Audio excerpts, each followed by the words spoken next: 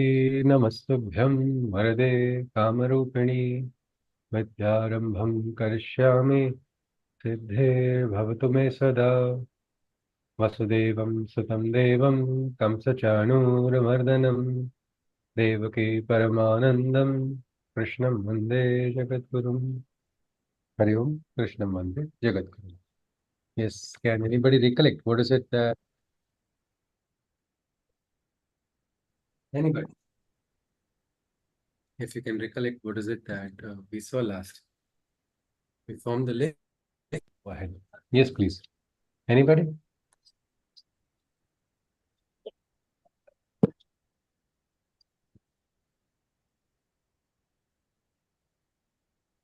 Yes. Can someone recollect anything? We saw what was the 12th Adhyaya of the Gita, the Adhyaya on Bhakti Yoga, who was Krishna's dearest devotee. Yes, please. Anybody?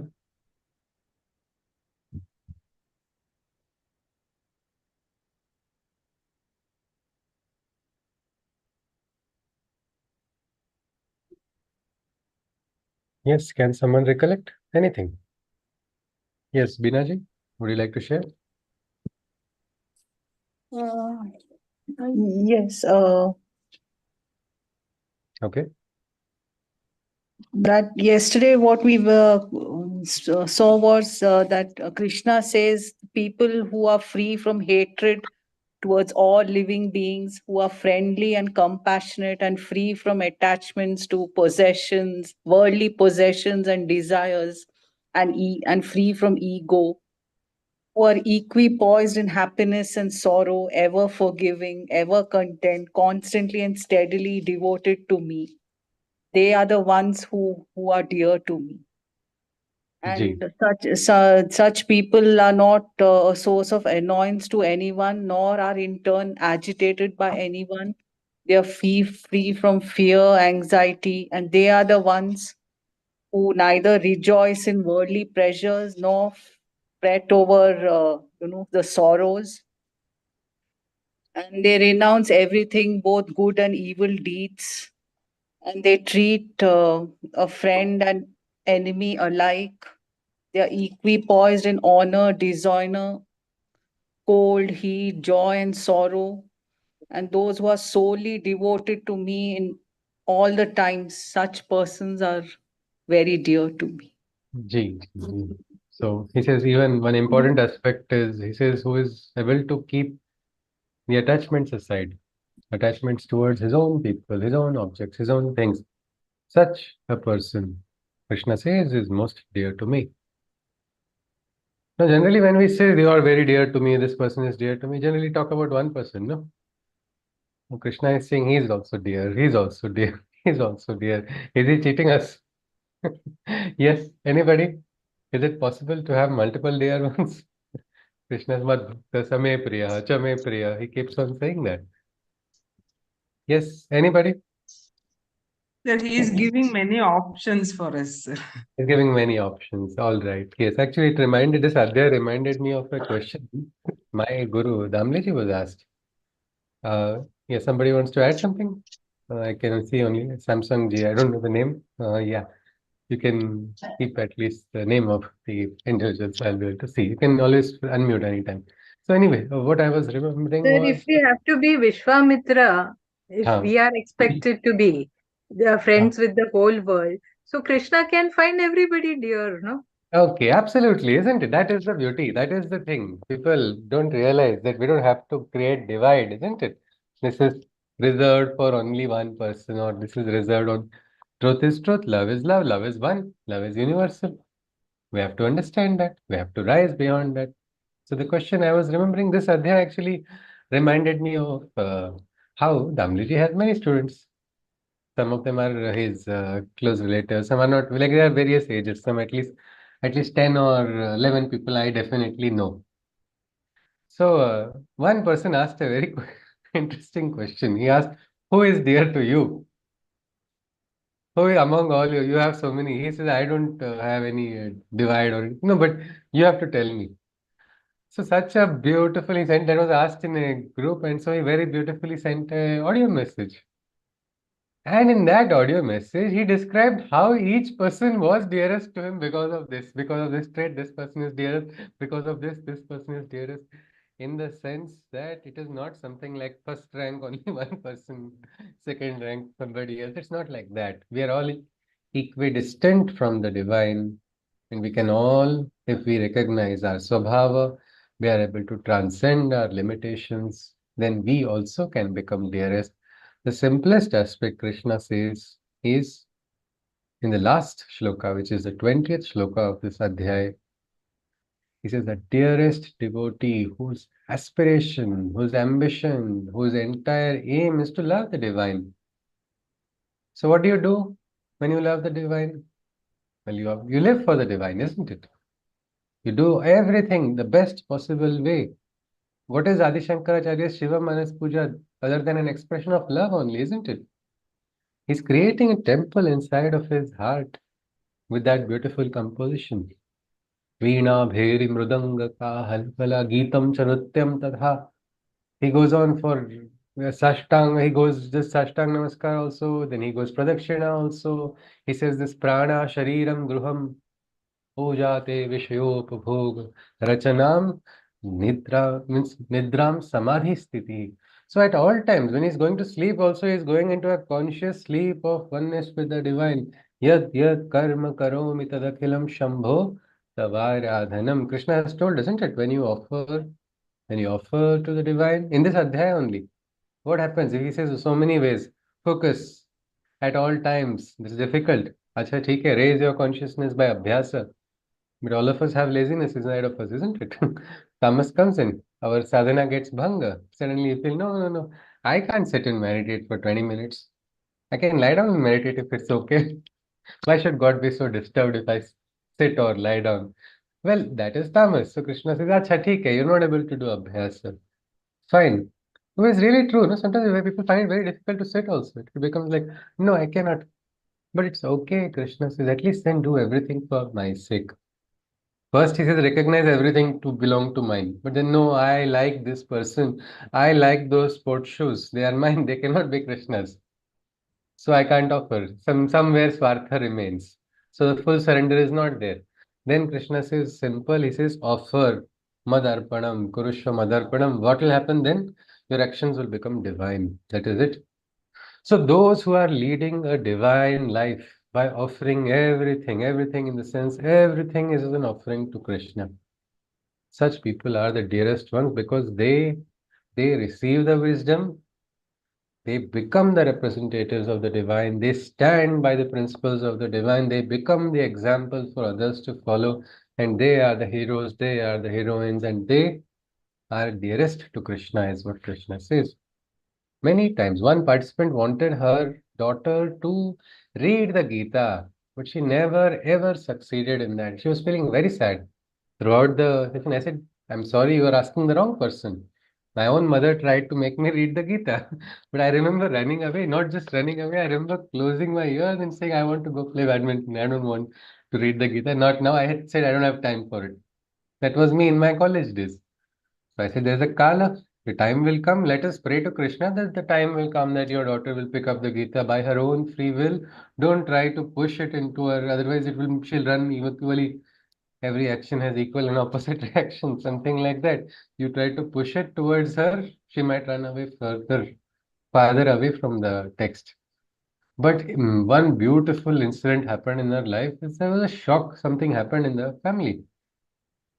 And this mother, because of the Gita's principle of detachment, she was able to stay one step behind and was able to deal so perfectly that her daughter came and, Ma, what was it that you knew? You knew something. You understood something. That is why you were calm and peaceful. I could not understand, but I was looking at you. It was very inspiring. Please tell me what was it you were doing? How did you not get everybody? Father also felt like this. Everybody else were and under severe strain, but I saw you calm. Did you not feel any strain? Then she said, no, I'll tell you now. This is the principle of the Gita. And that was where her entry into the Gita happened because of the example that she set. So these are the dear ones. Wherever they go at whatever place, whatever time, this person is the example for everybody. That is the dear one who is not just reading. Is loving the divine, aspiring, everything is offered to the divine. First, like Naivedyam Samarpayami, everything is first offered to the divine. And then all the other works are done. But works are done, not just reading, living the principles. That person is dearest, what Krishna says. You want to understand what Sanatan Dharma is? Look at the devotee of Krishna. You will understand the essence of Sanatan Dharma, essence of Brahma Sutra, essence of the Upanishads, all of them, even the secret of the Veda will become clear to you. That is what we can understand. Let us see. Krishna goes on. We enter into the 13th Adhyay. There are some variations of this particular Adhyay. In some places, it starts with a question from Arjuna. In some other versions, it is directly Krishna that is who is beginning. If you look at Gorakhpur, I think it is Krishna who is beginning in the Gorakhpur Gita Press. And in Sri Aurobindo's Essays on the Gita, which is basically the reference for the poetry, there also it is Krishna who is beginning. So let us look directly at the shloka of Krishna only. Otherwise, it's not so different. It is like Arjuna asking, what is Kshetra, what is Kshetragnya? Here, Krishna is going to directly answer. Shri Bhagavan Uvacha. Idam Shariram Kaunteya Kshetram iti abhidhiyate etadyo veti tam prahuhu Kshetragnya iti tadvidaha. Shri Krishna answered, O Arjuna, this physical body that you own is the field that is to be known. And he who knows in principle its foundation is the knower who knows its mode of operation. So Krishna is telling clearly to Arjuna, Sharira, idam shariram kaunteya. This Sharira is the Kshetra, is what Krishna is saying. Kshetra means field, isn't it? Now, field is, we know playground, we know field. How is the Sharira the field? Anybody? Krishna is saying the Sharira is your field. Now, every time people look at Sharira as tuchha, or it is going to fall down, it's going to break, it's going to wear and tear. Suddenly, why is Krishna giving No, importance to because body it consciousness? is that this body is the temple where our soul resides. So we Ah, have to take care of it properly. yes. Because We have when to we take care. believe that the deity is within us, तो फिर ध्यान Wow. तो रखेंगे ही. So we have to, isn't it? So our Yeah. duty is there towards the body because it is facilitating our life journey, isn't it? I am alive today because of my body. This body ceases to support my existence, and then the Sharira, my existence as Sushmat will disappear. So it is as simple as that. Anybody has heard of this Shariram Adyam Khalu Dharma Sadhanam? The first duty is towards your body. The body is how you are going to support, uphold Dharma also. It is by Sharira only, isn't it? Anybody? Do you know this is a slogan of which organization? Shariram Adyam Khalu Dharma Sadhanam, the great composition by the Kavi Guru Kalidasa. But it is also a motto of an organization. Can someone guess? Akhada? Some gym? Or which organization do you think it is? Anyone? Just guess. Yeah, Binaji? No, I don't know. Huh? No. All right. Just guess. Random guess if anybody wants to. Medical organization है क्या? Medical organization. Yes, the All India Institute of Medical Sciences. The first duty, this Sharira is something Krishna is also telling us. You have to take care. Many times on the spiritual path, people ignore their bodies. This shloka is like a very stern reminder of Krishna. You cannot ignore your Sharira. Namniji also says it's important. Take care. You need to have a strong body. Sri Aurobindo also talks about the body being an Adhar. For what? For the divine, for the descent of the divine. Body should be strong or not? If you are going to receive divine consciousness, you have to have a strong Sharira. So that is something which Krishna is talking about. Man, Sharir, Pran, Buddhi. Damliji always says these 4 items have to be looked after. Then only your sadhana will go ahead. Then only you will have a good consciousness. You will be able to have the right attitude to progress. Why? Because Sharira is connected with the Mana also. Prana Sancharan also has to be properly connected. It has to be, you have to become aware, because Prana is again keeping you alive, and Buddhi also. So this Sharira is something which we cannot leave. Even the Upanishads talk about it. There is one Upanishad which is considered the sweetest of Upanishads, that is the Isha Upanishad. This Upanishad also talks about serving the divine. It starts with Isha Vasyam Idam Sarvam. The second shloka is Kurvan Neveha Karmani Jiji Vishechatam Samaha Evam Tvai Nanyat Hetosti Na Karma Lipyate Nare. But this is the only way for mankind where, despite performing actions, your karma will not bind, and you have to keep living a life, a full lifespan. Full lifespan in the sense, full 100 years of a human existence you should aspire as a sadhak. Is it too much? 100 years? Anybody? Hey, बहुत हो गया. My friend told me I want 50 only. I said, what is the meaning of that? 50. I know people say life starts after 60. Some say life starts at 70. Yes. Anybody? Is it possible to aspire to live a full lifespan, leading a divine life? Yes. Can we aspire at least? Can we not set that as our aim? Anybody? Then we'll be able to go to the next part. Yes, in If the healthy, then no problem, maybe. if healthy, then no problem. How will we be healthy? If Krishna decides, or if we take care Both. also? Both, Both. no. Yeah, both. Yes, Vinodji. Yes, both. And we should aspire. We should aspire to live a full life span in service of the divine.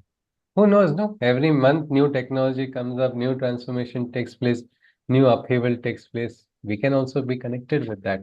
So that is something. But a lot of people try to avoid that. They say, no, no, I want moksha. Can you get moksha just like that? Waiter, take plate moksha, please. Moksha is not going to come like that. Moksha will come as a consequence of sadhana. A lot of people say, enough, I have enough of this life. I will not, I'm going to get moksha only. Next birth, I will not come back. No, it is not in our hands. Instead, what is in our hand is how we do the sadhana. Let us not, we will not live 1 minute more, or will not live 1 minute less than what the divine wills us to live. But how we live, we can control that, isn't it? That is in our hand, and that is why Krishna says, take care of the Sharira. Many spiritual people have been ignoring their bodies, and that is a mistake that has to be corrected, and that can be corrected only when you remember Krishna's words at all times. I'm so spiritual. That is why I have a big stomach, as one person told me this dialogue, because of spirituality. You see, that is the garbha of my spiritual consciousness. Then what about Parashurama? Was he less spiritual? The great avatar. He was so powerful. He was so physically strong. Also, he was full control of it. This is not something we should understand that Sharira is something which has to be taken and taken care of. Shri Krishna also says, "Idam Shariram Kaunteya." This Sharira is the Kshetra. Kshetra means field. One young girl, her name was Ritisha ji. I remember her in the children's class of one learning through nature program which my Guruji started. So it was for kids about nature. And she said, my body is such a beautiful universe. She says, she suddenly got a sakshatkar. It was probably just in 10th class. She said, it's so beautiful. It is so surreal. It's like a full universe is contained inside of me. Now that is the consciousness. That is understanding ki, chalo, this is the Kshetra. How long can I ignore this? We ignore this Kshetra and worry about all the other Kshetras. Somebody else's problems also cause trouble to us. We feel, oh, look at that, look at this person. No, you're not looking at your own Sharira first. That is your duty. First duty is towards your body. Krishna goes on, and he who knows in principle its foundation, is the knower who knows its mode of operation. Somebody who recognizes the Kshetra, such a person has understood the foundation, such a person can be considered to be Kshetragnya. When a patient goes to the doctor, patient gives history only, no? How does the patient give? From knowledge, no? From the knowledge of the body. Doctor cannot start operating until he gets the full case history of the patient. So who knows better about the Sharira? The one who is living or somebody who has just seen 1 minute? So the one who is living, who is conscious. So we'll have to understand. So it is very interesting that suddenly this aspect of Kshetra comes in the Gita. But it's not sudden, it is a very conscious decision of Krishna to include it. Then he goes on further. Kshetragnyam chapi mam vidhi सर्वक्षेत्रेषु Bharat क्षेत्र क्षेत्रज्ञयोर ज्ञानम यत ज्ञानम matam mama. As the knower supreme, recognize me.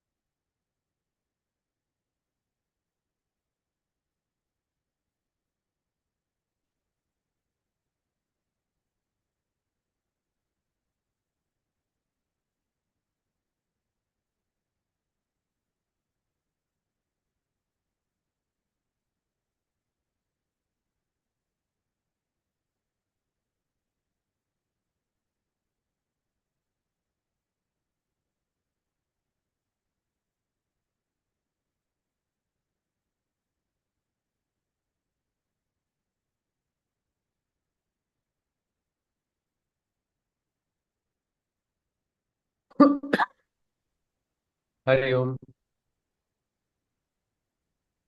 Yes, can you hear me? Kshetragnya turned off the internet connection probably. So yes. So Krishna says, yes, while this Sharira is the Kshetra, and the one who knows about the Sharira can be considered to be Kshetragnya. But there is one supreme Kshetragnya who knows about every single Kshetra. Sarva Kshetreshu Bharata is what Krishna is saying. There is that supreme knower.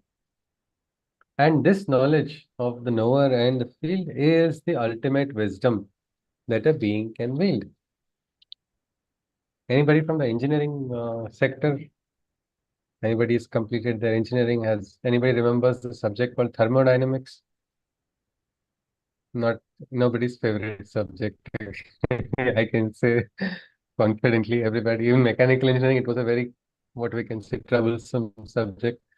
I had that subject was the only subject in life that I did not clear the paper. But there was something called system, surroundings, and environment. So if you understand the system, you understand the surroundings and interaction of the system and surrounding with the environment, you can design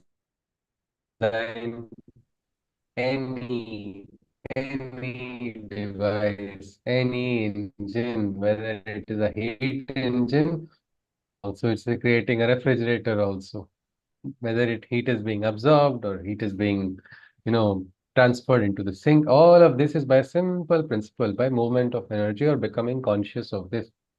Like that, this Sharira, which is the Kshetra, and who is the Kshetragnya, when you recognize this, these two things, Krishna is saying that this is the greatest knowledge. In life also, I think it is important, no, to identify a Kshetragnya. When you enter into a new field, what do you do first? You identify the Kshetragnya or not? You want to learn, you want to grow. Field in the sense, field of any discipline. Yes, anybody? Don't you agree? Without the knowledge, without the knowledge of the expert, can we progress? Can we say I'm Swayambhu, self-taught? I just fell from the sky with all the knowledge. No. We learn, we grow. So recognizing the Kshetragnya, becoming conscious of the Kshetra, this is something which is important. And Krishna is saying, if you understand this, you can get the highest knowledge. Ramlaji had very nicely told me how to identify people, how to, if you want relationships with people also, how do you recognize? He had said very nicely. He said, he who knows not, he who knows not, and knows not that he knows not. Leave him. Somebody does not know anything and does not even know that I don't know. There's so much ahankar. Yeah, I don't know. The person does not know, so it's like you can leave. He who knows not and knows not that he knows not. Leave him. He who knows not and knows that he knows not. Teach him. This person understands. Ki, Acha, I don't know. So I can learn. I can learn from this. So this person is receptive. That is Arjuna. Arjuna knew he did not know. He said, Krishna, show me the way. Yat Shreya Syan Nishchitam Ruhitan Me Shishyasteham Shadimam Tvam Prakpannam. I do not know. He turned to the knower. He received the wisdom, isn't it, from Krishna? So that is the relationship of where do you part your wisdom? Where do you part? Where when somebody wants to listen, when somebody knows I do not know. Otherwise, it's no use. And then another beautiful aspect. He who knows and knows that he knows, follow him. Simple principle applicable to everywhere you go, anywhere, meet anybody in the world. Best way to how do I form what relationship with this person? Am I going to learn or am I going to go ahead or am I going to fall back? That will easily tell you. And so it is important to become conscious. That is what Krishna is also saying to Arjuna. This is the ultimate knowledge of the Kshetra and the Kshetragnya. But he says, recognize that there is one Kshetragnya who is the supreme. He is the master of all the Kshetras. Who is that supreme Kshetragnya? It is the divine. Recognize the divine. Divine will teach you. Even if Kshetragnya does not want to teach you, the divine will teach you. Sometimes divine will make somebody else teach you without their knowledge. But you have to connect. Who taught Ekalavya? When Drona did not want to teach him. Divine only, isn't it? So let us have that kind of connect with the divine and suddenly watch how the Kshetra will come alive, how the life. Krishna goes on. Tat Sir, Kshetram. sir, Yes. excuse me. Yes, please. Can you please read the English version of this second shloka? You had frozen Yeah. at that time. Oh, I'm sorry. Thank you. Yes, see. As the knower supreme, Krishna says, as the knower supreme, recognize me, knower of all the fields that can in existence be. Recognize me to be that supreme knower, knower of all the fields that in the existence that can be. The knowledge of the knower and the field is the ultimate wisdom that a being can wield. Means recognizing the Kshetra and recognizing who is that supreme Kshetragnya. That is the greatest knowledge that a person can have. That Kshetra.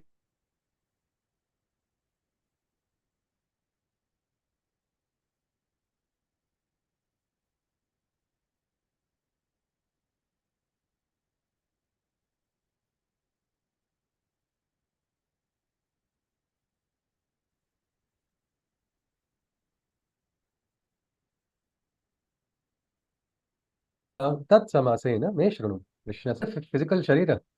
Field is extending beyond the sharira also. Means if you look at it, sharira is a field in itself when you become conscious. But otherwise, there are so many fields, isn't it? Fields in the sense we can call them realms of consciousness, or we can say, I think if we look at ourselves right now also, we could draw a circle of our consciousness, isn't it?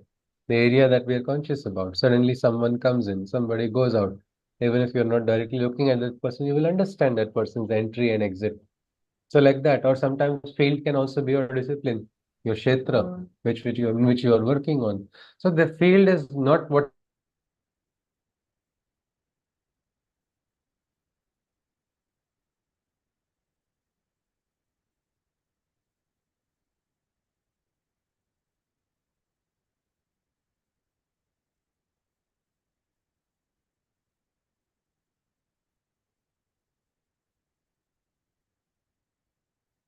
is extending beyond Sharira. So, Srishti as well.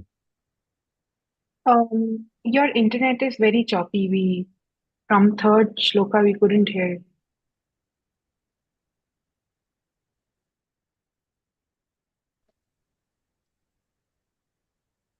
Hari Om, am I audible?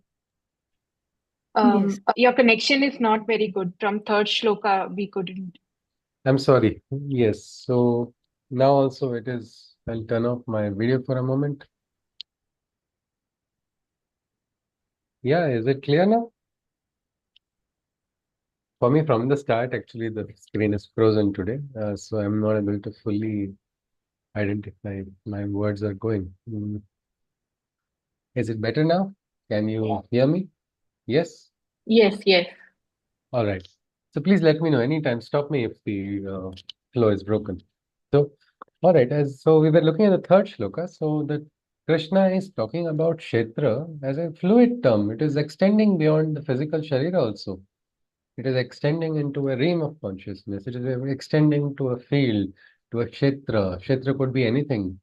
Could be in the mental plane. It could also be in the physical plane also. So Krishna is saying in every Kshetra there is one Kshetragnya. And in the third shloka, what he talks about, understand what is the Kshetra, about the field and its multifarious diversities. There is diversity in the field.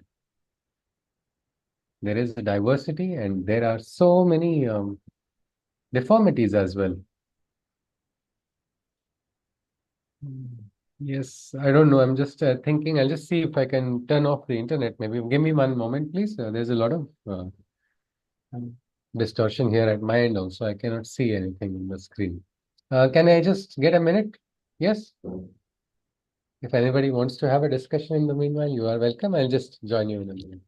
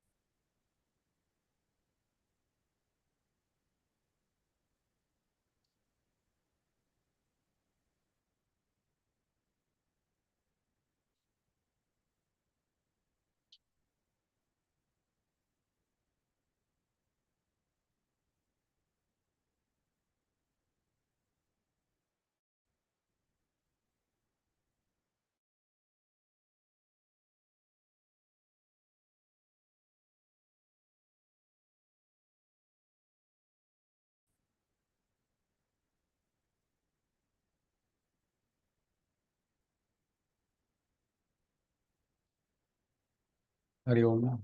Am I audible?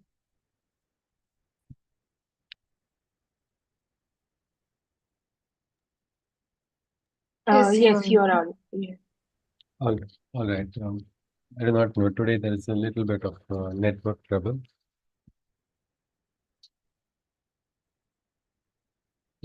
Um, yes. Let me try once more. Otherwise, we'll have to hold the session. Let us hope. Hari Om. So, tat kshetram yat yadrukcha yat vikari yatascha yat sachayo yat prabhavascha tat samasena me shrunu. No, I think the screen is again frozen at my end.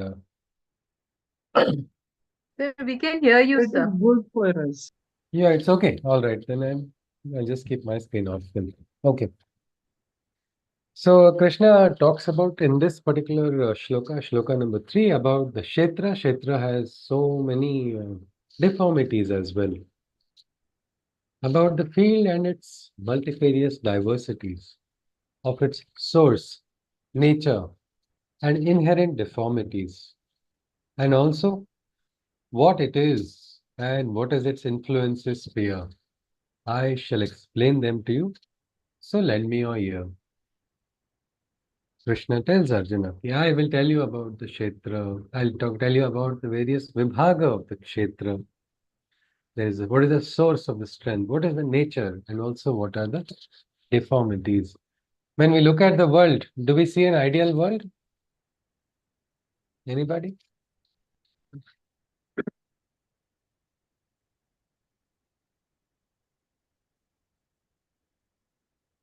Sir, but to decide whether it is ideal or not, we don't know any other world also.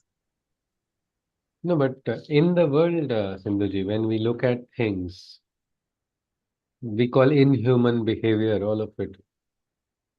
That really disturbs us, isn't it? What do we call it? It's a deformity, isn't it? That's also a part of the world, no? Though we try to turn a blind eye, we say, I want to ignore it, it's not there. But that is a part of the world, isn't it? Where do criminals come from? They also come from the society only, isn't it? The moment they do a crime, we recognize them as criminals and the worst of human beings and all of it. But they have also originated from what? From the deformities. And so they are also a part of the Kshetra. So Krishna is asking his bhaktas to become conscious that the Kshetra is full of Vikara also. There are Vibhag, there are different divisions of the Kshetra. What is the source of the strength in the Kshetra? That is something Krishna wants his bhaktas after teaching about Bhakti Yoga. He wants his bhaktas to be practical, grounded, strong, not just vulnerable or gullible. That is why this adhyay comes right after Bhakti Yoga, because this is a very practical adhyay. So he says, I will tell you, Arjuna, lend me your ear. Arjuna is also facing deformities of Duryodhana's nature, isn't it? The entire Yuddha is going to take place. He feels it's pointless, it's not necessary. He feels, I can't take it anymore, I need to leave. But Krishna is introducing that to him, and he is talking to him about what is this Kshetra, what is the Vibhaga. He says, I will tell you now, Arjuna. He goes on further. He says, Rishibhir Bahuda Geetam Chandobhir Vividhaihi Prathak Brahma Sutra Padaishchaiva Hetur Madbhir Vinishchitaihi. Krishna says the sages and the ancient seers of old have in their hymns thus extolled the Brahma Sutras, the great scriptures, classical, describe its philosophy and rational, in a way most logical. So Krishna says the great rishis of the ancient times have also talked about the Kshetra and the Vibhaga and the deformities. They have sung hymns describing all of this. He says, look at the Brahma Sutras, the great classical scriptures. They describe the philosophy in a most logical and rational way, in a way which each of us can practically understand. He goes on further, he says, Mahabhutan Yahankaro Buddhiravyakta Evacha Buddhiravyaktam Evacha Indriyani Dashaikam Cha Panchachendriya Gochara. So Krishna says the field consists of the ego, ahankara, and the pancha mahabhutas. Anybody here who doesn't have ahankar? Yes? I don't have ahankar. That I also is only saying that, isn't it?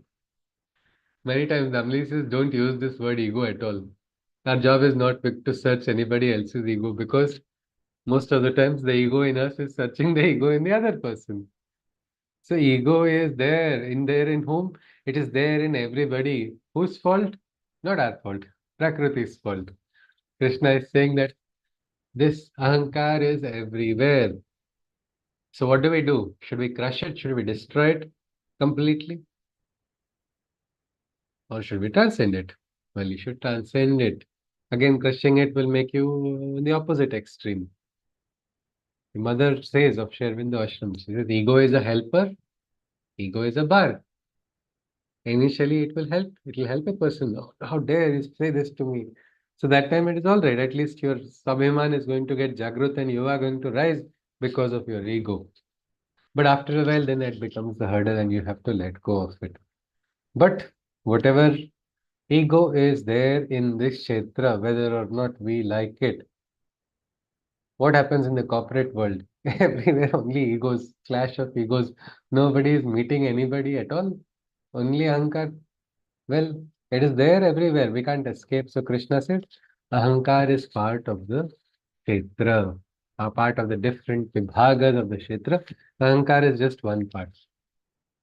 Then there are the Pancha Mahabhutas, the five elements. Pancha Mahabhutas are Sharira only is made of the Mahabhutas, isn't it? Water, most of our body is water. Vayu is moving around. Pran Sancharan is basically the movement of Vayu only. Imbalance of that gives you what? Vata Roga. So Vayu is also very much Agni. Agni is inside of us. Jatharagni. Or Agni is also in our heart.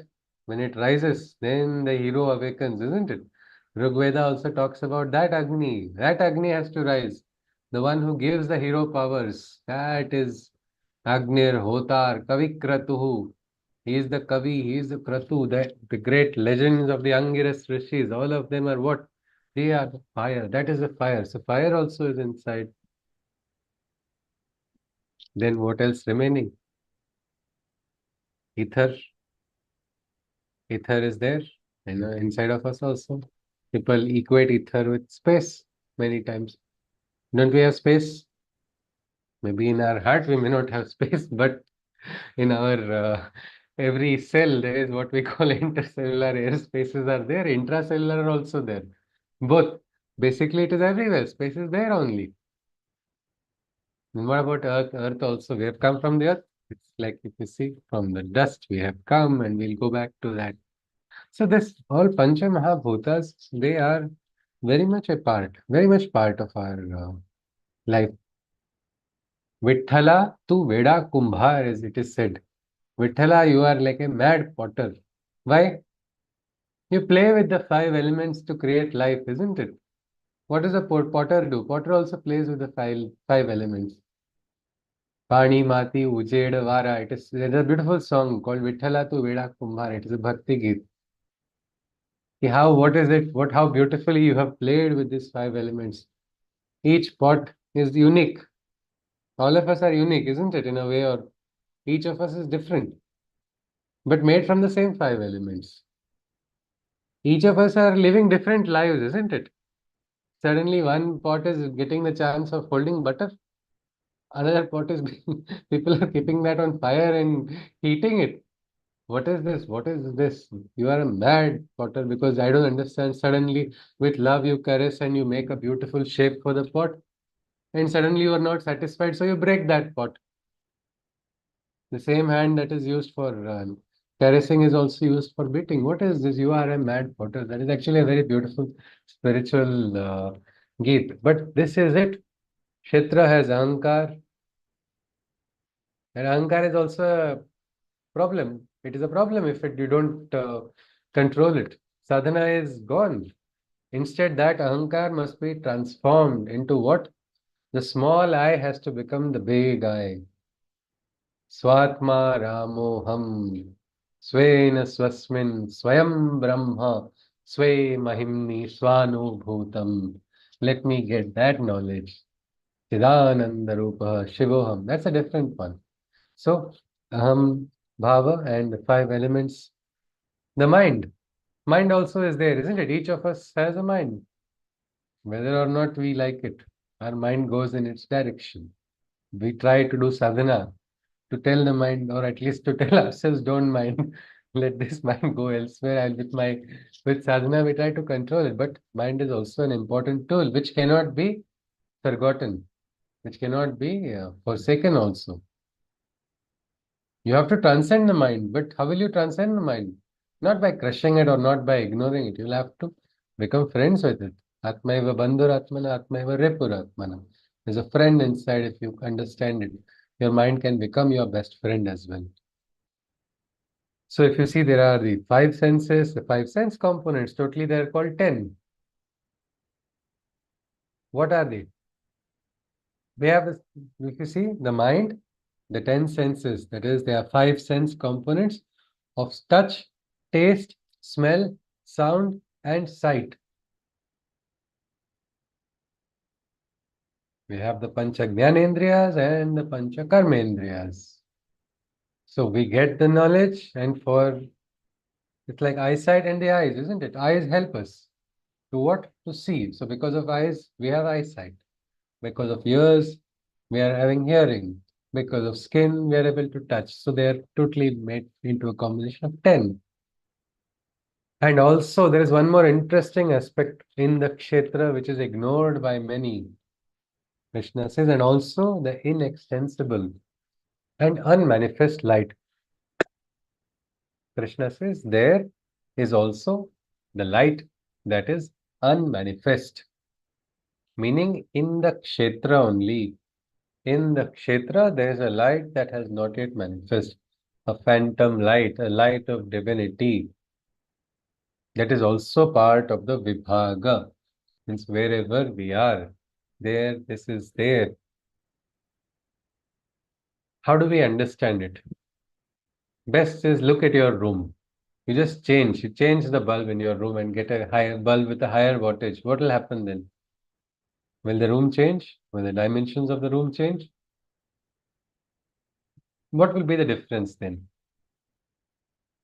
If you get a higher wattage, a bulb with a greater brightness, what will happen then? Yes, Vintaji. Brightness. The Yeah. brightness will be more. Yes, so it will change your Brightness. experience. It will change your experience, isn't it? If it was dull, you will not be able to find the small, little things. But suddenly, when it is bright, then you'll be, all right, this is where I kept the clip, this is where I kept the pen, this is where I kept, all those things start becoming clearer. Well, just like that, if we recognize this unmanifest or avyakta light in the kshetra, then there is ananda, there is what we can say, sakshatkar also will happen. So this is there, so this is waiting. Anybody can get it anywhere. Sakshatkar is got in particular location only. After you use these devices to find maps, go 500 kilometers left, then go this many kilometers right, then Sakshatkar will come at this point. No, we don't use some app to identify. Sakshatkar can come to us when we are ready. It can come because it is there. The avyakta light is there for whom? It's for all of us because that light wants to manifest, then one manifestation is already taking place in this Srishti. We are not aware of it. So this is the entire game of the different Vibhaga or different parts of the Kshetra. As Krishna says, what is there here? There is the first thing in the field, understand Ahankar. Ahankar will be there. Why are people behaving like this? Ahankar is there, so people are going to play with that, so they'll get trapped in Maya.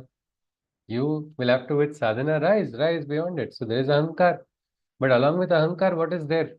Pancha Mahabhutas are also playing.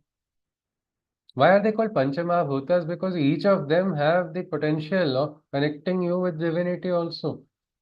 Each of this, even one element you can identify and connect with divinity. So they are the best, what we can say. Why is it said immediately after Ahankar? Will connect with the elements, connect with the divinity immediately. Then you have the Indriyas, the five Indriyas, the five sense components, making it 10. There's the mana also, mind also is there. So what is the rule? What is the purpose of the mind? Control the Indriyas, isn't it? Tasty burger, I want to eat it right now. Feeling comes in. But then the mind says, no, I don't want those calories. I don't want I don't want to spoil my health right now. I don't. So what happens? Mind gives the niyantran. So mind is something which is going to control the senses. So mind is also there, which will help you. And there is also something, the avyakta. Avyakta is that which is not yet manifest, the chetana of the divine. The goddess's strength is there. Ya Devi Sarva Bhuteshu Chetane Cha Tibhiyate Namastasye Namastasye Namastasye Namo Namaha. The Chetana of the divine. What will happen when we become conscious of that? It will be best understood like you are suddenly going to light a good room which was dull, dimly lit room is now suddenly being lit very well. Suddenly everything looks more clear. Suddenly everything looks more beautiful. Something like that.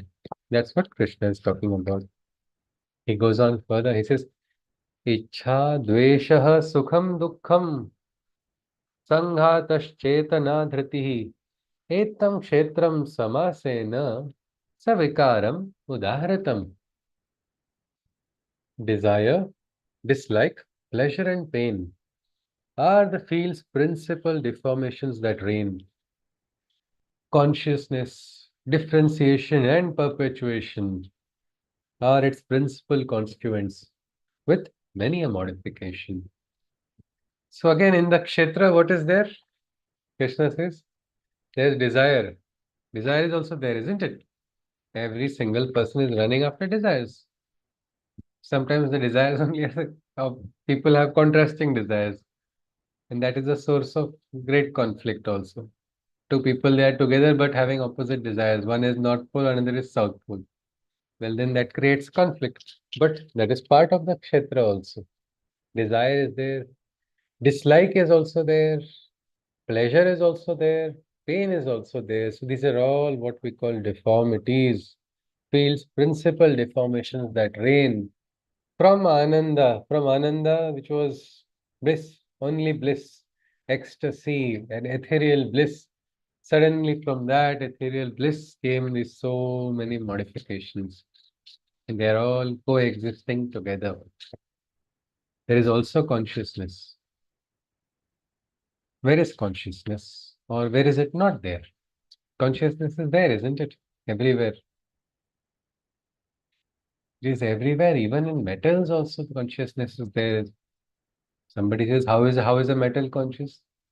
Go on a deeper level. Study metallurgy. You will identify. You will identify patterns. You will identify forces inside which are holding things together. Well, there is Chaitanya. Chaitanya is there also. Sometimes I remember machines also have a consciousness. Sometimes people who operate, one operator comes, that machine works very well. Somebody else comes, that does not work. How? What? Well, there is something. There is something. There is that consciousness Krishna is talking about. There's consciousness in the entire Srishti, in all living beings also. But there's also a differentiation of the consciousness. That is why we don't see samatvam everywhere, no? That is the aspiration of the rishis. May we all agree. May we live together joyously. I think if everybody in your home agrees, what happens? You will stop going to temple. You will live in Vrindavan only, isn't it? Home will only become Vrindavan. Or where do I want to go? What Rameshwaram? What Kashi? I am living there. I am experiencing Swarga. But unfortunately, that is not there. What is there? There's a differentiation of consciousness, which is why we see levels. Some are high levels, some are low levels. But basically, it is the one consciousness which are divided into everyone. It's like just say all of us are wearing different colored clothes, isn't it? Each person is different. So something like that, there's a differentiation of consciousness. Then there is also one more thing, perpetuation. Perpetuation of consciousness takes place, isn't it? We are limited by lifespan, but consciousness goes on, no, gets transferred or not over generations, isn't it? In animals also it is happening, plants also it is happening. So this is a moment of consciousness. So that is also taking place, is what Krishna is talking about. These are the principal constituents of the field, with many a modification. Krishna goes on. Amanitvam. Yeah, we'll look at a few shlokas, say 7, 8, 9, 10, if time permits. These shlokas are actually talking about certain qualities. Why qualities? Sometimes it's difficult to recognize the divine, isn't it? It is difficult to recognize just like that, but then it is easier to identify through some lakshana, through some quality. So these are the qualities of something. What is it? These are the qualities of the Kshetragnya. Krishna is giving that to us. Anybody has heard of this? Vidya Vinayena Shobhate or Vidya Dadati Vinayam. What does that mean? Anyone?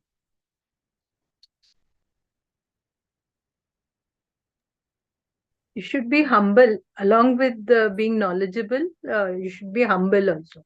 Humility is a is needed for a It wise is. person.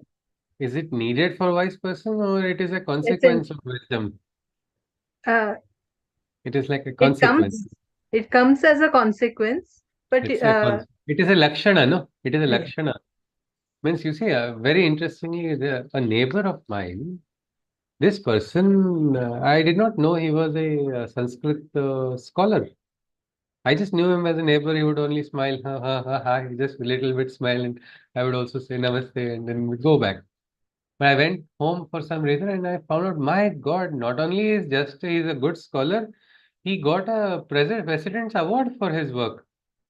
I was so surprised, Devi Prasad Mishra ji. I was so surprised that then we started speaking in Sanskrit. And then he never found faults in my Sanskrit, which is also, I can say Vidya Dadati Vinayam. He does not want to find faults probably. So I asked him also, he said, yeah, it's fine. But you see, this aspect of despite being, then normally people, they carry their, everywhere. I'm like this, and nobody asks also, they go and start telling about themselves. Here, this person was so humble and keeping it hidden from everybody.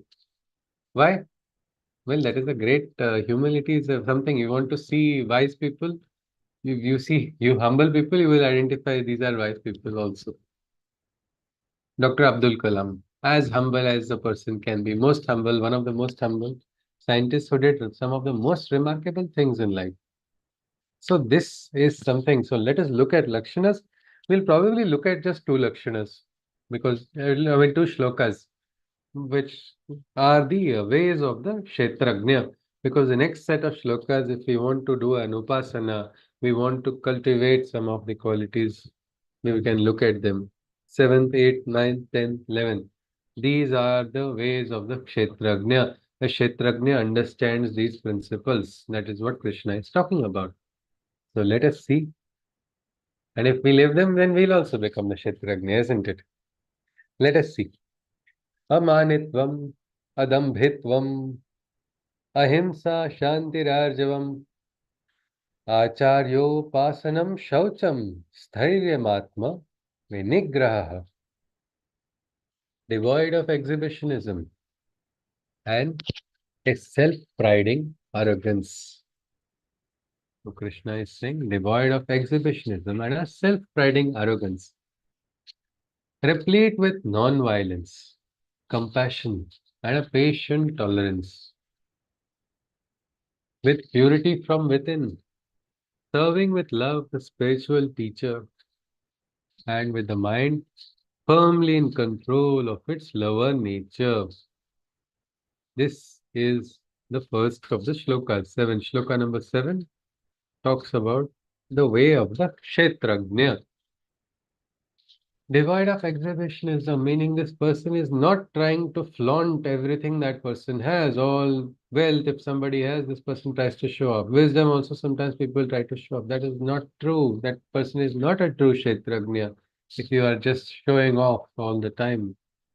So that is not it. Self-priding arrogance. Some people say, I would like to be humble, but I have achieved so much. So where is the humility in that? That is absolute contradiction. It was very funny when I saw this introduction for the first time.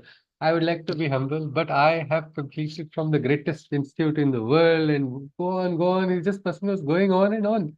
And it's so funny. Why did you start with that first line? That is only creating an unnecessary divide in the mind of people. So this aspect is self-priding arrogance. Let us not go into that. Mirror, mirror on the wall, I am the greatest of all. That kind of bhava is not required at all. Replete with non-violence, ahimsa. Krishna is telling Ayodhya to have ahimsa. Is it double standard? What is the meaning of this? Ahimsa for Arjuna.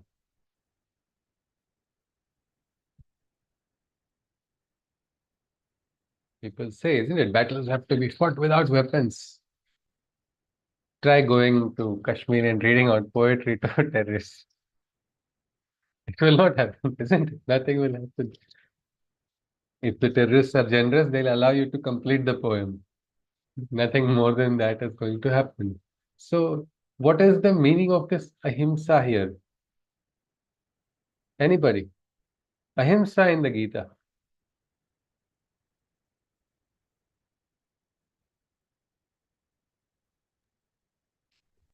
Yes. Without hatred, you Yes. do your. Yes, yes, yes. Without hatred, doing it as a part of duty, self protection also is a duty, isn't it?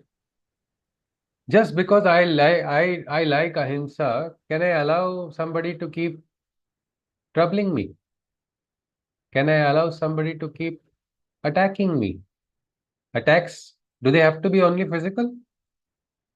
Are attacks only physical? There are verbal also. There are psychological also. Sometimes they call microaggressions. Little places everywhere. Then they become too much. If you keep tolerating them, you're going to be in continuous frustration. So somewhere you have to put a foot down, because that is also violence. No, violence on self is also violence. No, if you're allowing it to go on, you are only propagating ahimsa against yourself. So ahimsa here, Krishna is saying, is the tendency not to enter, not to trouble anybody, tendency not to harm anyone. That is the simplest, easiest meaning. Instead of getting confused over this, a lot of people sometimes then no, Krishna is only contradicting, or Gita tells about never to fight. Gita tells you that if you get one slap, show the other cheek to get second slap. No, Gita has not told that at all. Don't misinterpret the shlokas of the Gita for that. But ahimsa is not having the tendency to hurt, not having the tendency to hurt anybody. If it's your duty to speak the truth, then you have to speak the truth only, isn't it? But if that truth hurts anybody, it's not something you're consciously telling to hurt that person. You're doing your duty. A parent, a parent has to tell the truth to the child, isn't it? If the child is wrong, no, I don't want to hurt my child. I believe in ahimsa, so I will not tell the truth. Can the parent allow wrong things to, can parent cultivate wrong things in the child? That will lead to further disaster later on. What happened in Mahabharata? Same thing. So ahimsa, even a soldier must learn, a warrior must learn ahimsa, otherwise the warrior will become trigger friendly, end up injuring civilians also. So this aspect, not having a first tendency to injure or hurt anybody. Ahimsa while plucking flowers for your aradhya is required. Don't go and quickly pluck the flowers just like that from the tree. Instead, mother of Sri Aurobindo Ashram would say, consciously ask permission from the tree and take it out. Each flower can be taken out with grace. Otherwise, what happens? You pull some more leaves. Why? Is it required to pull the leaves also? No. But your hands are not in control, mind is elsewhere. Instead, if you are conscious, then it will be beautifully done. Only the most ripe, the ones which are ready to be removed, that they will come out. So this aspect of ahimsa is also important. Replete with non-violence, compassion. Compassion and a patient tolerance. Means tolerance also is required. Tolerance and compassion, these are also important traits. You must, means without tolerance, what's going to happen then? Only chaos and anarchy, isn't it? So there's a limit. There's a limit. Krishna also went to a particular limit. He waited, isn't it?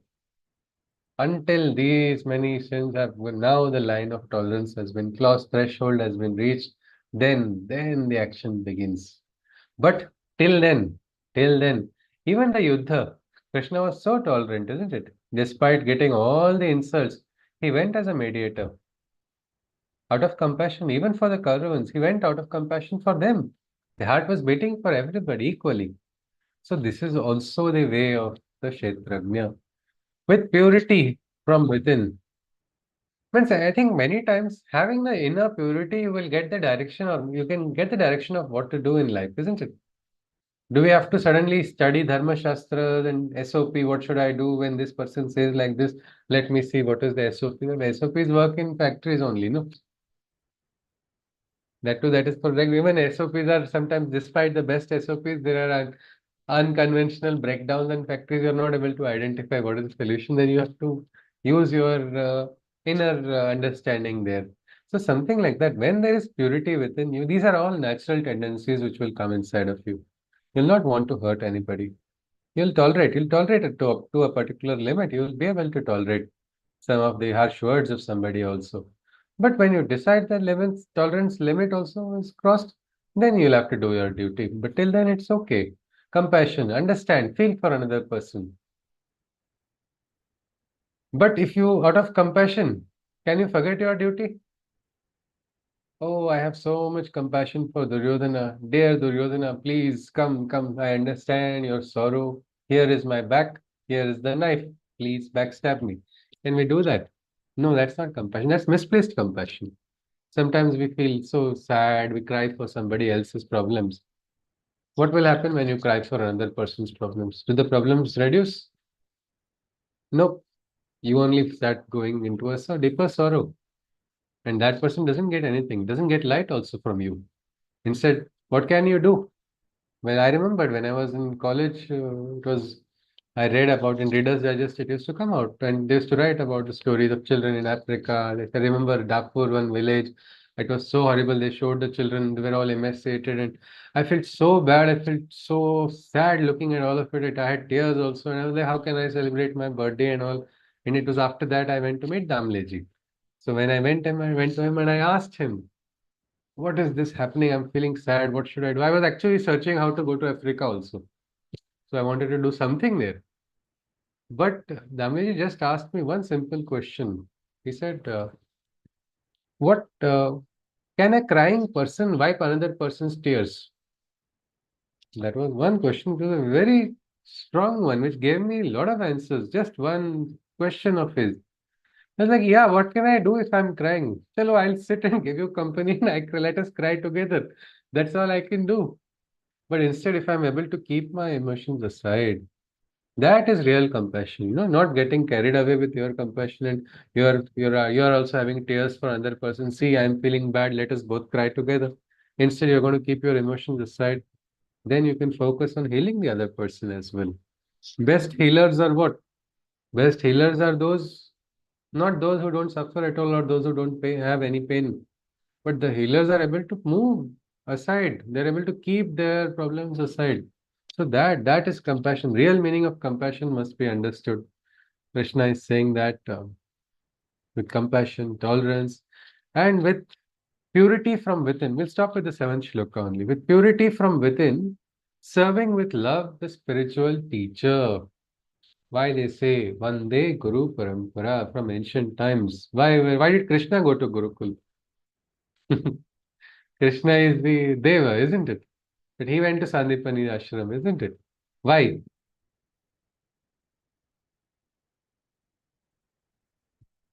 Well, that is a parampara. That is a parampara which has a scientific basis. When you serve, what do you receive in return for that service? You're not doing the service because you're getting something in return. It is out of love and adoration that you offer the service, but the Guru blesses with the insight, isn't it? That knowledge comes. Why they say Ajnana Timirandasya Jnananjana Shalakaya Chakshurunmilitam Yena Tasmai Shri Gurave Namah. Guru is not ophthalmologist or doing some operation opening inner eye, extra eye. No. Ignorance is disappearing by the grace. Or they say, even it is said, Akhanda mandala akaram vyaptam yena charachara tatpadam darshitam yena tasmai Shri Gurave Namaha. This, the entire world's knowledge can be found at the feet of the Guru. Vyaptam yena charachara, meaning the entire charachara, what you don't understand in the whole world, everything, all the chaos of the world suddenly ceases to remain for you, get an understanding and clarity. How did it happen? Tat padam darshitam yena. Or that is why there are so many mantras of stuti for the Guru, because this is our parampara. We have all risen in this parampara only. Our Bharata is also. There were Gurukuls everywhere. Now we see very few, but revival is taking place. But it was there. Kings would also send their children to Gurukuls, isn't it? Why? Because that was where the realization and transformation, transfer of knowledge also would take place. Krishna also did all the different chores of gathering sticks and all the other actions, because through service the insight is received. Why is it said Dhyana Moolam, Guru Murtim, Puja Moolam, Gurur Padam, Mantra Moolam, Gurur Vakyam, Moksha Moolam, Guru Krupa? How? Well, you will have to experience it. It is said a very lucky person is the person who has found the Guru in life, because that is the person whose new birth has taken place. Sometimes people yearn, people pine, people strive so much to find, and then the moment comes. So it is said to be the most important moment in life also for a person. So this is important again. So each of us must aspire. Only don't do the mistake that I was doing. I did it in an emotional manner. So I used to sit in front of Buddha's statue. That time Buddha was my Aradhya. I would keep crying in front of him. Only one mantra I knew was Tandav Stotra of Ravana, and I was like, Ravana got concession. No, I'm not so bad. Please give me some role, negative role, kuch bhi chalega. It was all over, what we can say, over emotional state. My parents thought I'm going through a depression, because why is he sitting inside a room crying just like that? But that was a different thing. For me, that time I felt it was important for me. But I don't think we need to get emotionally disturbed. Instead, start reading ourselves spiritually on the inside. Because Guru and Shishya connection happens in the Srishti, because Guru is a Tattva. You don't have to go searching for a guru like you can go and search on the browser. I want to find, where do I find location? No, it's not that. Who is having more number of followers? Who is is that a better guru? Or sometimes people over drinks, they decide which guru to make. It's not, you can't make a guru or something like that. But when the Shishya is ready, the universe will present the Guru, and that is the great connection. So for that, we have to recognize this, because Krishna says that is the way, that is the way. And also, most importantly, with the mind firmly in control of the lower nature. So we stopped only at shloka number 7. Sorry, there was a lot of disturbance on the internet, but this is the way of the Kshetragnya. The first point we saw in the way of the Kshetragnya is having all of these, control of lower nature. Unless you have control of lower nature, sadhana cannot happen. You cannot become Kshetragnya. You will not receive higher wisdom. You will be at the mercy of the forces. Forces in the sense, lower forces. They are at play. If we are not aware of them, Krishna will make us aware as we go ahead into the Gita. There are forces, there are Devi forces, there are Asuri forces. They are always at play. So unless you are in control, and how will you be control? When your heart is pure, when there is purity inside, then you start, you offer, you serve with love, serve with love. That is important. Have the bhava of ahimsa, have compassion also, have tolerance also. Should we get triggered every time somebody tells something about us? Is it necessary, a rule? This person told again about me. Again, this person is saying, why did this person say again? That day only I told that person not to call me a fool. Again, this person is saying, I don't understand. This person is saying, I'm like this, I'm like that. I don't listen to all these questions. Do they have to trigger us? No, no, no, we don't need to. We don't need to. Let's take one step back. Let's become a little more tolerant. Up to a particular point, it's okay. You don't have to be arrogant also. I've seen some of the most wise people are the most humble and down to earth people. They are the teachers. Like, so, okay, if I don't get wisdom also it's fine. Let me at least get the humility of that person. That is what I saw. कि चलो ठीक है, this sir is having such humility. Some of the, like even this best example I can think of is Kalam sir. And after Kalam sir's departure, his student, Professor Tiwari, Arun Tiwari sir, how humble, how humble. Immediate 5 minutes, 10 minutes, immediately responding. I mean, he's such a busy person. He has so many things to do. Yet, and that is where I understood कि चलो ठीक है does not mean that as somebody who is busy or who is doing a lot of works, that person doesn't have to keep showing I'm so busy. Most of the time when people tell I'm busy, you can understand they are busy for you. They are not just busy. But otherwise, people, no matter how they're busy, how busy they are, they can find time. So I think with this, we will stop. We'll stop at this. So way of the Kshetragnya Krishna has begun. He's introduced that the Kshetra has different divisions also. There is also Ahankar, there is also Vikara, and there are also something else also in this Adhyaya, which we will see tomorrow. Anybody, would you like to share some of the takeaway points, take home points? We look at them and we conclude with the Shanti Mantra. Yes, anybody?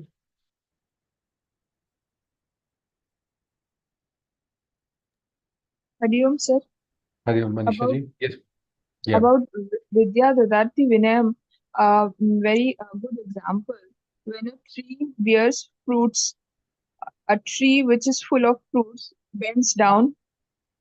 That's how when a tree is, however, when the tree is young, it's straight, it's upright. It doesn't like people with less knowledge. They have a tendency Ah, of kind of showing off or yeah. they are not humble. However, Yes. when as soon as a tree bears fruits, it stoops down. So humility is a sign of knowledge. That's an example I Yes, wanted ji. to share. Thank you. Thank you, Manisha. That was a beautiful one. Yes, ji. And in this adhyay, we learned that the body is a field, and shariram. The shloka Adhyam, I'm not adyam khalu dharma sadhanam. dharma Dharma sadhana. sadhanam. Yes, and so we need to take care of the body, and one who understands the kshetra is called the kshetragnya. And in the second shloka, Yeah, just one thing, Manisha ji, are you aware of this Vallalar or Ramalinga Swamikal? Have you heard of him? no sir. Okay, he had transformed his, even Sri Aurobindo's yoga is about supramental transformation, transformation of material, physical also. So Vallalar had actually transformed his body into light. You can actually try to search about him. It is crazy in a modern time talking about this, but I've gone to his place and I've seen the room where he's said to have transformed. It was like Britishers were also waiting to disprove all these Indians and their superstition. They were waiting outside. But he went into the room and just disappeared. Even today, nobody knows what happened. I've seen that room also. There is no exit as well from that. It happened in front of everybody. The transformation of Sharira is, because Sharira is important. We cannot let go. We have to become aware. Diseases also come to us, it's all right. Hmm. Your body is strong. With consciousness, you can also tackle diseases as well. My friend was the one who survived among 18 people. Of this, my mother is a pathologist, so she can see, and she knows the cases. So I remember her telling us this is the diagnosis which came on her. She saw it in the microscope, and she said very little chance of survival. And in that particular period, 18 out of 18, 17 did not make it, but my friend made it. It was her willpower and connect with the divine, and the will to live, the will to aspire, all of that. And now she's going to become a mom. Okay. Completely impossible, it looked like at that time. Her boyfriend also left her and went away that time, right after the diagnosis. And nothing was visible at a time. But you see, transformation. So, Sharira is important. So much as it is ignored by people that the Isha Upanishad was removed from the list of principal Upanishads because Isha Upanishad very clearly says, Kurvan neve karmani jiji vesha. You have to keep doing work for 100 years. Means you have to Yes. live a full span. So it's talking about living, and it's talking about body consciousness. It's asking you to not ignore this srishti, not ignore everything in the physical. This did not suit with the founders of that Vedantic school. Of course, they understood the meaning, but the Shishyas, no, somebody in middle tried to do mischief. So he actually removed Isha Upanishad as one of the principal Upanishads. It was for a short period of time, then it was reinstated when good sense prevailed. But that is the tendency. In the spiritual path, many people say, like, we ignore the body. So that is something Krishna is breaking. Elsewhere in the Gita also, he says, Ihaiva, here itself, in this Prithvi, in this Janma, we have to get the realization. So that is one more important aspect. Yes, please continue. Sorry for interrupting, Manisha ji. Yes, ji. Like we have to aspire to live for 100 years as per Upanishad. And Yeah. like one who understands the Kshetra is called the Kshetragnya. And the supreme Kshetragnya is one who knows all the Kshetras. And Yeah. regarding the Kshetragnya, Your voice has gone down again, Manisha ji, just a bit. If you can adjust the speaker. I'm planning to get a new phone, sir. No, And yeah, all right. Ji. Please, some problem. now it's clear. Yes, ji. Okay, there are kshetras of various the and the various vibhaga of the kshetra and they have many deformities, uh, Vikar. vikaras, and to be conscious, it's very important that we should be conscious of the vikaras so that we are grounded and we are practical. The practical aspects are to be known. We should know that. Yeah. And ahankar like is the part of Kshetra, and Sharir made up of Pancha Mahabhutas, which is air, water, fire, ether, this space and earth. Then Little we down again, volume. Hari Om. Five sense components are there, like touch, smell, etc. And again, we have divine light, which is also part of this vibhaga, the light which wants to manifest, which is ready to manifest. Okay. Then, then the desire. This is the principal deformity is the desire, and all these coexist together. Yeah. There's consciousness also. Differentiation, perpetuation. But yeah, perpetuation of consciousness is there, and then One the small question I did not talk about perpetuation. So, does perpetuation of consciousness happen only by giving birth? um, no by gaining knowledge also by By giving enlightenment. Yes, yes, that consciousness transfer is happening, no, from Krishna directly to all of us also, or from the Vedic rishis, their aspirations, the will of the rishis is inherited so many times by after several thousand years also. Somebody rises up and connects ki chalo, I want to I'm inheritor of that will. So this is also, otherwise everybody, because many times people feel, no, my family tree must become like this, my thing has to become like that. But everybody is going to start their own dynasty. What's going to happen in the Srishti then? So consciousness also can be transferred in different ways. That's one more point. Swami Vivekananda's consciousness has been inherited or not? Yes. Dr. Kalam's also. Dr. Kalam's also. They didn't have to have their own children also. Still that was transferred, isn't it? Something like that. Yeah. Yes, please continue. Then the way of the Kshetragnya, the seventh shloka, we learned that ahimsa, which is we have to perform the duty without hatred. The tendency should be there to not to harm or hurt anyone, and uh, even if we are plucking the flower or leaf, we have to do it consciously, seeking permission. And then also we learned about the Guru Tattva. That's it's present. We have to seek for that. We have to aspire for the Guru Tattva, and only then can we attain it. More Yeah, than we become ready. Yeah, we become ready. When we become ready, the divine brings that arrangement. That connection happens. No force can stop that yes, meeting of the Guru and Shishya. yes. No, And but in our for that, Shishya has to become ready. ready. And the lower forces, when the lower forces are at play, sadhana cannot happen. So we Yeah. have to be alert that Yes, we yes. have to control over the lower forces in order to Absolutely. let the sadhana happen. Yes, ji. That's it. That's all we learned, sir. Yes, ji. Thank you very much, madam. Yes, Manisha ji. So that was a beautiful summary. With this, we conclude with the Shanti mantra. Hari Om. सर्वे भवन्तु सुखिनः सर्वे सन्तु निरामयाः सर्वे भद्राणि पश्यन्तु मा कश्चित् दुःखभाग् भवेत् हरि ओम तत्सत् कृष्णं वन्दे जगद्गुरुं हरि ओम पुनर्मिलामः जय श्री कृष्ण हरि वेरी ओम हरि ओम जी नमस्ते Kartik Hare ji Krishna. Hari Om Hari Hari Om Om.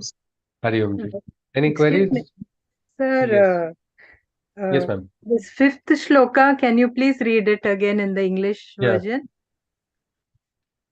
हाँ महाभूतान अहंकारो so महाभूतान अहंकारो बुद्धिरव्यक्तमेव च इंद्रियाणि दशैकं च पंचचेन्द्रिय गोचरः.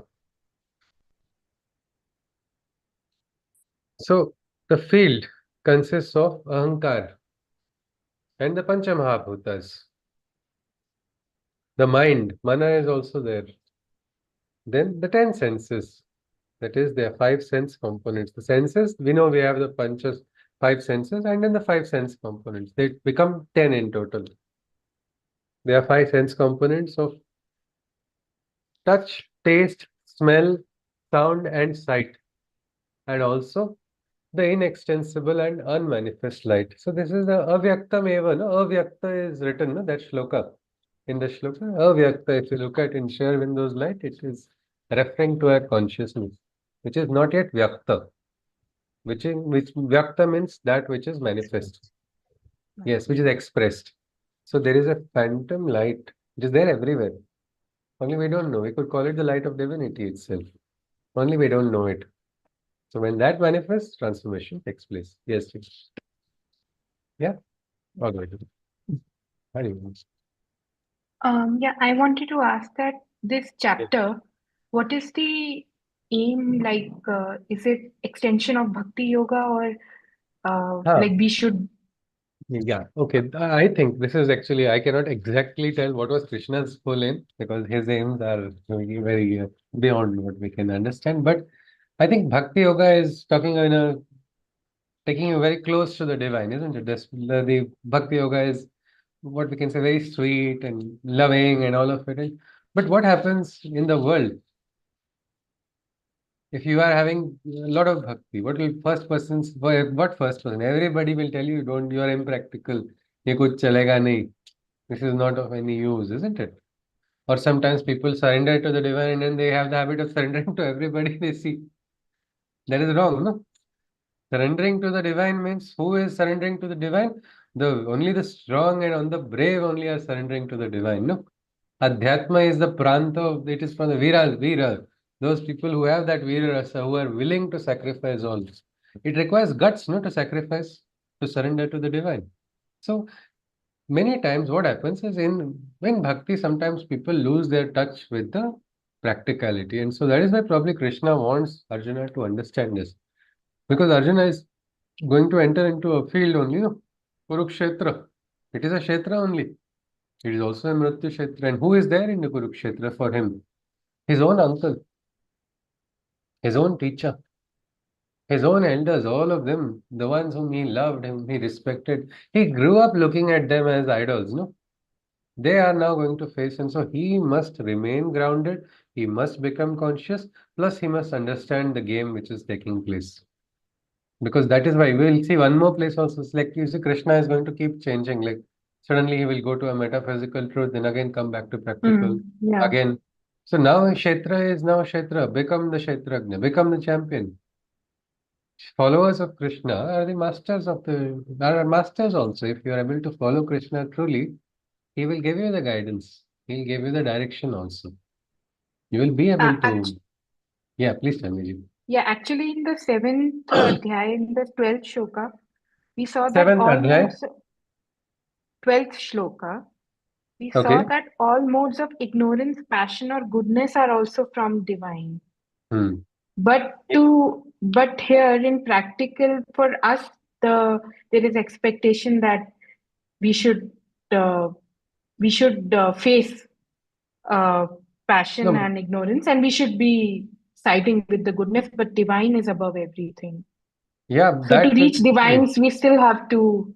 Yeah, yeah, and Uh, yes, yes, and here if you see seventh shloka is also very nicely saying, I exist. It is, you see, it is from me that they have all manifested, even though they all exist within my oneness.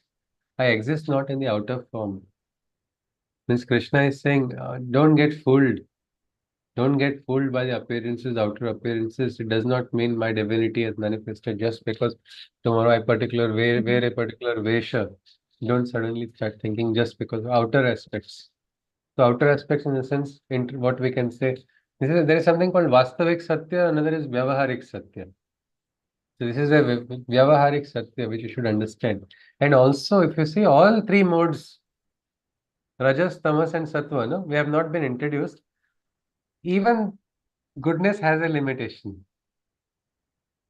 So Sattva also is a limitation, which we will see later on in the Gita afterwards. So there is something higher than these three also. Sattva, Raja, and Tamas, which has been simplified as ignorance, passion, or goodness. But Sattva, Raja, Tama there is something beyond that as well. We will have to connect with that, but also understand outer aspects. We have to become alert. We saw, no, in the Vibhuti Darshana, Krishna said, Dyutam Chalayatam Asmi. mm, Means for the gambler, I am the cunning in the deception of. I means you can't fool me just because I am Krishna's bhakta. That means I have extra responsibility. I have to be not gullible. I have to become conscious. I have to become aware. I must understand. I cannot say I don't know the tricks of these people. I don't know the tricks of cunning people. You are a master because you are conscious. You can understand. Because when you're alert, you can understand things. No, somebody is giving you a compliment, or is it a left-handed compliment? When will you know it? If you are gullible, you'll say, see, that person is praising. Then suddenly, acha, okay, this is the trick going on. Chalo, take let that person go on. It's actually it's a art actually, which Krishna talks about, it's like of living, of being, even yuddha. And it is ethical also. It is something which is beautiful. Otherwise, you look at the Sun Tzu's art of war, the Chinese way, and it's not ethical. It's just about winning without having to get caught only. So yes, so that was, I think, rightly identified. But yes, we'll have to identify beyond. We have to become practical because emotions are required. Sometimes they are not required also. No, when do we identify when they are not? For that, practicality is required. So this is grounding. This adhyaya will again do the job of grounding the bhakta into practicality. mm, Otherwise, what happens? A big confusion happens. People deal with ideals. What is ideal is sometimes not practical also, no? We want the ideal to be practical, but I think in physics we learned ideal gas equation. Ideal gas does not exist only, no? But that has practical applications. So you use that principle for having a practical application. So this Gita also, see, Ahimsa, Krishna is telling, yes, understand in the heart of hearts. A general also does not love Himsa, no? A warrior does not love Himsa because what's going to happen in Himsa? Narasamhar, death, destruction, tragedy. So they will have the highest tolerance. Let's prevent it. Let's prevent it. Let's prevent it. We will meet again. Let us have negotiation. Let us have dialogue until that tolerance point is reached. So that also must be understood. So it's actually nice and practical. That is probably the intention that this comes after Bhakti Yoga. Yes, yes. Hari Om. Namaskaram. Hari Om. Yeah, if there are no queries, I conclude. Yeah. Hari Om. Yes. Hari Om, Karthik ji. Namaste. Namaste. Hari Om. Yeah.